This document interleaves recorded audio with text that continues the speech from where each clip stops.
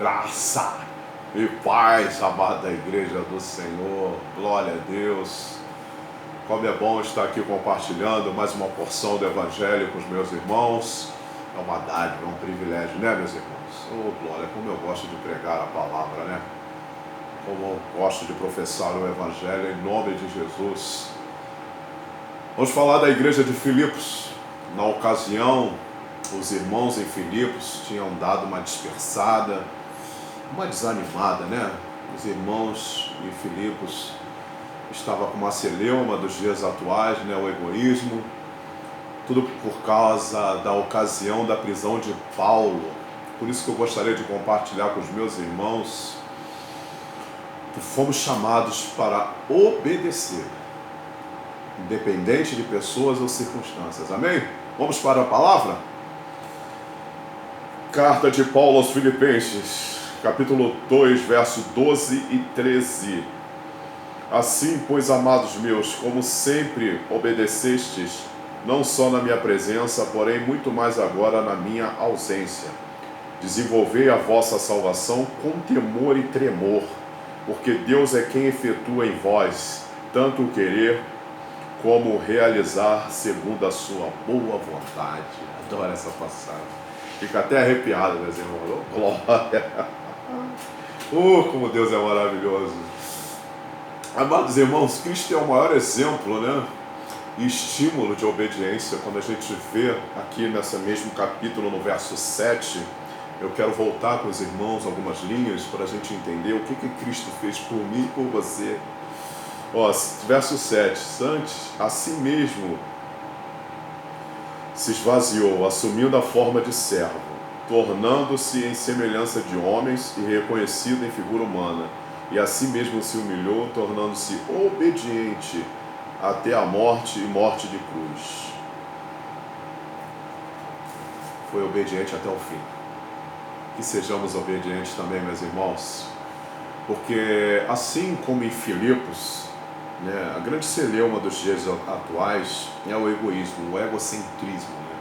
As pessoas estão olhando muito para si mesmas, né, muito para os seus problemas. Por ocasião de uma ausência de uma liderança, as pessoas às vezes dão uma dispersada, né, dão uma desanimada. Né? Isso é natural, inerente ao ser humano. Pode acontecer comigo, com você, meu irmão, minha irmã. E Paulo exorta o pessoal aqui para não desfocar, para continuar em obediência, porque nós fomos chamados para amar e suportar pessoas reais e não pessoas ideais, e não protótipos de seres humanos que vêm da nossa mente, que a gente desenha na nossa mente, né? Fulano é assim, fulano tem que ser assado, fulano tem que ser desse jeito, fulano tem que ir para esse ministério, fulano tem que ir para outro, fulano tem que se encaixar ali, não cicrano tem que se encaixar lá do outro lado. Não, não é assim. Pessoas são como a gente. Né? Igreja tem gente como a gente. Né? Gente que decepciona, que frustra, gente que desanima a gente que gasta a gente demais, gente inconveniente.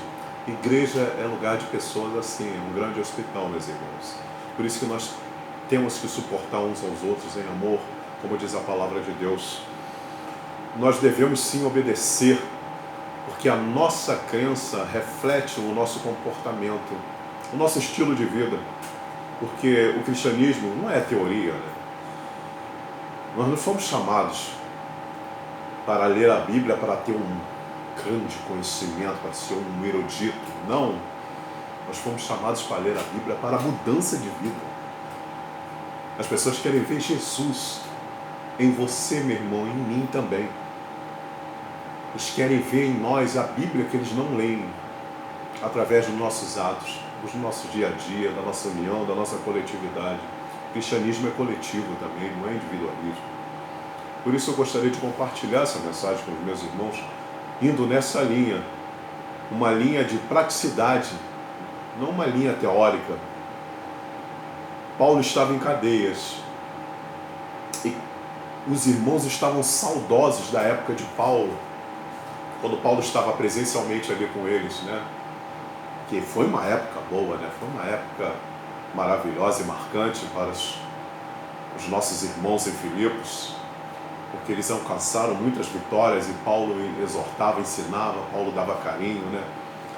Paulo dava o seu melhor ali junto deles, mas Paulo estava preso. E Paulo exorta eles sobre obediência, porque a obediência independe de circunstâncias ou pessoas, como eu disse aqui na introdução dessa mensagem. O que vale é sermos obedientes. E eu tenho uma receita para os irmãos que não quer se frustrar nem se desiludir com a coletividade da igreja. A receita está lá em Colossenses 3:23. Façam tudo como se fosse para Deus e não para os homens.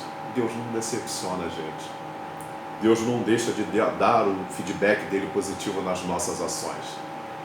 Deus não deixa de responder às nossas orações também. Deus é tudo para nós.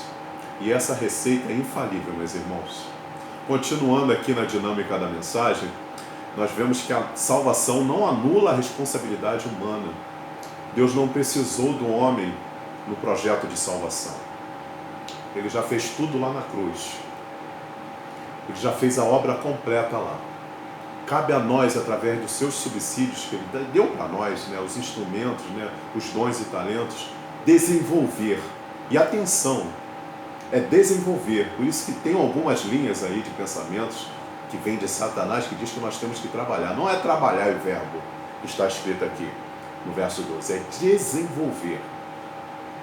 O caminho do justo é como a aurora, que vai brilhando, brilhando, até que seja o dia perfeito, como diz o sábio. É um caminho. Nós precisamos desenvolver no caminho a nossa salvação. Como está escrito, que precisamos andar de fé em fé, de glória em glória, como diz o salmista, de força em força, para que alcancemos a estatura de um varão perfeito. É isso que Jesus cobra de mim e de você, meu irmão. É isso que Ele cobra, porque a salvação não é razão para nós não fazermos nada, ficarmos parados, né? Estáticos, letárgicos, não. A salvação é a razão para nós fazermos tudo para Deus, porque Ele merece. Então, portanto, desenvolva a sua salvação. Jesus Cristo conta com você, meu irmão. Jesus Cristo conta com você, minha irmã. Jesus Cristo conta conosco como instrumento de salvação para a vida de outros que ainda não estão no aprisco dele. Outros que virão.